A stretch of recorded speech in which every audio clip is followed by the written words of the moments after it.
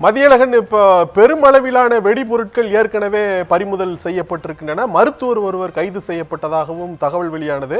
மேலும் சில மருத்துவர்களும் அந்த விசாரணை வளையத்திற்குள் கொண்டு வரப்பட்டிருப்பதாகவும் கூட செய்திகள் வெளியாகி இருந்தன. இந்த நேரத்தில் இப்படி டெல்லி செங்கோட்டை அருகே இப்படி ஒரு பதற்றத்திற்குரிய ஒரு அதிர்ச்சிக்குரிய ஒரு இரண்டு கார்கள் வெடித்து சிதறி இருக்கின்றன என்ற செய்தியை நாம் பார்க்கிறோம். இதையொட்டி நாடு முழுவதும் இப்பொழுது உசார்படுத்தப்பட்டிருக்கிறதா, எல்லா மாநிலங்களுக்கும் அத்தகைய அலர்ட் எதுவும் கொடுக்கப்பட்டிருக்கிறதா? அதிலும் குறிப்பாக பீகாரில் 2ஆம் கட்ட தேர்தல் நடைபெற இருக்கிறது. ஏற்கனவே அங்கு ஒரு கட்ட தேர்தல் நடந்து முடிந்து விட்டது. 2ஆம் கட்ட தேர்தல் என்பது 2ஆம் கட்ட வாக்குப்பதிவு நடைபெற இருக்கிறது. அது கிட்டத்தட்ட 122 தொகுதிகளில் நடைபெற இருக்கக்கூடிய ஒரு சூழல் இருக்கிறது.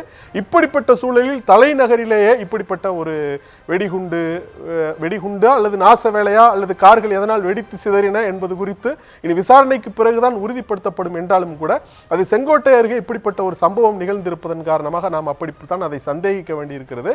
இந்த சூழலில் இந்த பீகாரிலும் கூட இந்த 2ஆம் கட்ட வாக்குப்பதிவு நடைபெற இருக்கிறது.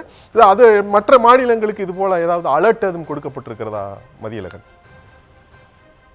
உடனடியாக அலர்ட் எதுவும் கொடுக்கப்படவில்லை. ஏனென்றால் தற்பொழுது நமக்கு கிடைத்திருக்கக்கூடிய மற்றொரு தகவலின் அடிப்படையில் இந்த வெடி விபத்து என்பது, அதாவது இந்த எக்ஸ்ப்ளோஷன் என்பது இன்று 6:55 மணி முதல் 6:56 மணி வரையில் தான் நிகழ்ந்திருப்பதாக தற்பொழுது முதல் கட்ட தகவல்கள் வெளியாகி இருக்கின்றன.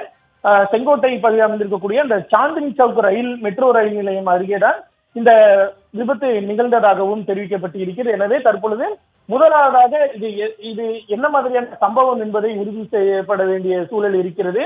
ஒருவேளை வெடிகுண்டு சம்பவம் என்றால் அது என்ன மாதிரியான வெடிபொருட்கள் எல்லாம் பயன்படுத்தப்பட்டு இருக்கின்றன, நாச வேலை காரணமாக இருக்கிறதா என்பதை உறுதி செய்ய வேண்டியிருக்கிறது. ஒருவேளை நாச வேலை என்பது உறுதி செய்யப்படும் பட்சத்தில் நாடு முழுவதும் உடனடியாக அனைத்து மாநிலங்களுக்கும் எச்சரிக்கை விடுக்கப்படுவதற்கான வாய்ப்புகள் இருக்கின்றன. ஏற்கனவே குஜராத், டெல்லி உள்ளிட்ட மாநிலங்களுக்கு எச்சரிக்கை விடுக்கப்பட்டு இருக்கிறது. இந்த நிலையில்தான் இது போன்ற ஒரு சம்பவம் நிகழ்ந்திருப்பதன் காரணமாக இது என்ன மாதிரியான சம்பவம் என்பது குறித்து உறுதி செய்த பின்பு அது போன்ற ஒரு எச்சரிக்கை விடுக்கப்படும் என எதிர்பார்க்கப்படுகிறது. ஆனால் தற்போதைய சூழலில் நாடு தழுவிய ஒரு எச்சரிக்கை என்பது இந்த சம்பவத்தை அடுத்து தற்பொழுது வரை எதுவும்